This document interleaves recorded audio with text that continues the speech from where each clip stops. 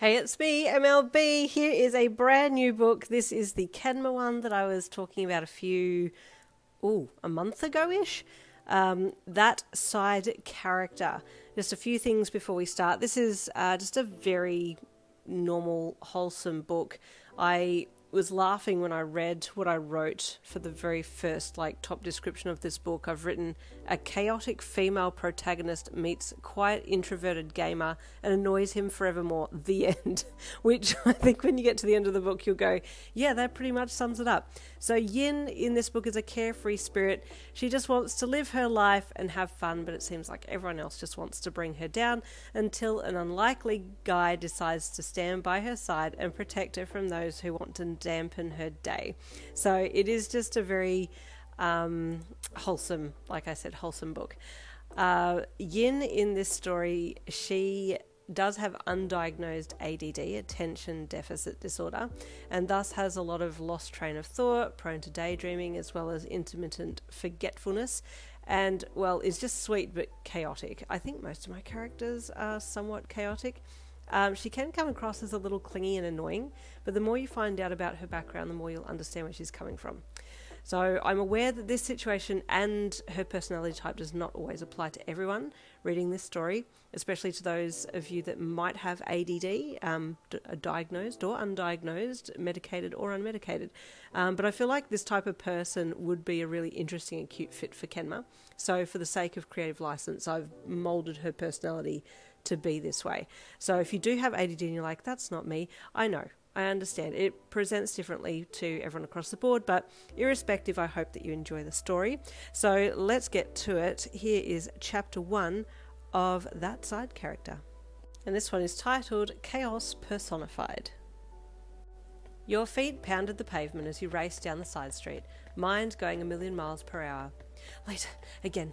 Why am I always late? Is it because I'm the protagonist? I don't want to be the main character anymore. I want to be a side character, or a dog. Dogs have the best life. Okay, focus. Shortcut. I need a shortcut. Your eyes flicked to the right, and you quickly scanned the fence line as you ran, mentally mapping the road running parallel on the other side of these buildings that would line you up best with the back fence of the school. 1, 2, 3. Yes, that one! Taking a slightly wider arc as you ran, you swung out and then turned and lined yourself up directly with the brick fence in front of you now, and lunged at it, stretching as far up as you could to grab the top of the fence to pull yourself up. Yes! I am Cat! With the momentum of your run and jump still in play, you pulled yourself up, did a press up, and then jumped and landed down on the grass on the other side. Oh shoot, what if they have a dog? You hadn't thought this through, obviously, landing in some random's backyard. Taking off again at a dead sprint at the opposite end of the yard, you called upon every fibre of your being to help you jump high enough to grab the top of the other brick fence lining that side. Think light thoughts! You hollered out loud, throwing yourself at the bricks and somehow managing to grab just enough of a handful of the top of the fence to pull yourself up and throw a leg over. It was a bit of a scramble, but you made it, with scratched up legs and all, then dropped down on the other side and ran for the back fence of the school, which, thankfully, was a wooden one that was half bent over. Definitely not from your constant jumping over it and knocking it sideways. Okay, yeah, it was. With that last hurdle cleared and whacked with your shoe, knocking the wooden fence that little bit further over again, you sprinted across the school oval with your hands in the air. Yes, bitches! Zombies could never catch me. I am Speed! You shouted across the vacant oval and into the pretty much empty school. Slowing to a jog, you got to the stairs and started the climb, panting like mad as you stepped up the last step and dragged yourself to your locker. Oh, God, you wheezed. I wish I had a second set of lungs so I could swap these out when they died on me, like they usually do. Who died? Your classmate asked as she approached you. I did, you wheezed. When? Now. No, you didn't. You're here in front of me. I'm a ghost. Okay, well, can you hurry up? We can't start the committee meeting without you, and you're taking forever, she said impatiently. Wait, you grunted, pushing your hands into the bottom of your bag to find your keys. I'm trying to find Jeff. Who's Jeff? My keys. You named your keys Jeff? She asked with one eyebrow raised. Yeah, you replied, giving her a look that said, don't you name your keys?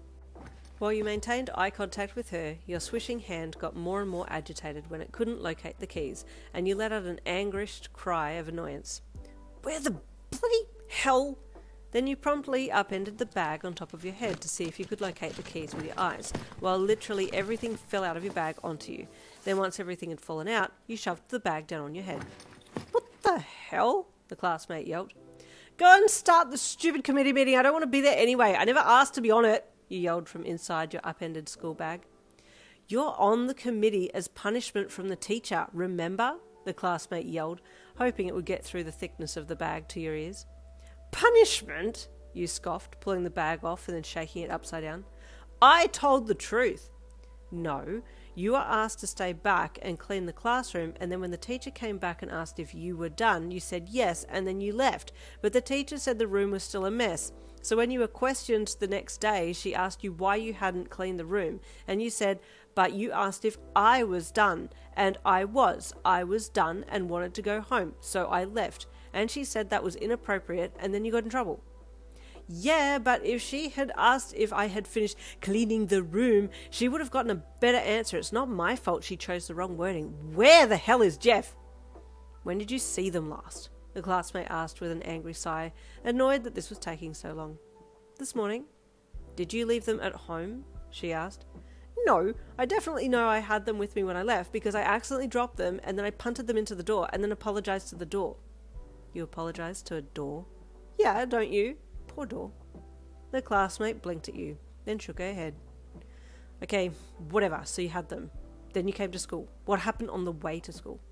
"Well, I was running because I'm the main character, and then I took a shortcut because reasons, and I jumped a fence, and then the other one, and fudge nuggets and soggy waffle cones." "What?" she asked. "Damn." You felt your pockets, and then looked out over the oval towards the back fence where you had jumped it. It must have fallen out when I jumped the fence." "Well, go and look for them then," the classmate snapped.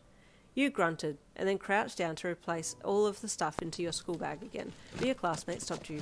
"No! Go get your keys. I'll pack your bag. Go!" "Yes, sir!" you suddenly shouted, jumping up and saluting, then clicking your heels before turning and bolting for the stairs. Earlier that morning, Kenma Kozume had been sitting in his room by the window, playing his PSP, as was his usual habit. Then something human fell over his back fence and ran across his yard. From where he sat, he got a clear view of you sprinting at the opposite fence, screaming, "Think light thoughts," before throwing yourself at the fence. It had been enough of a ruckus for him to have stopped what he was doing to watch, and that's when he saw your lanyarded keys fall from your pocket and into the garden on his side of the fence, just before you disappeared over the other side and ran off. I can already feel the dynamics between the two. I'll see you tomorrow for Chapter 2.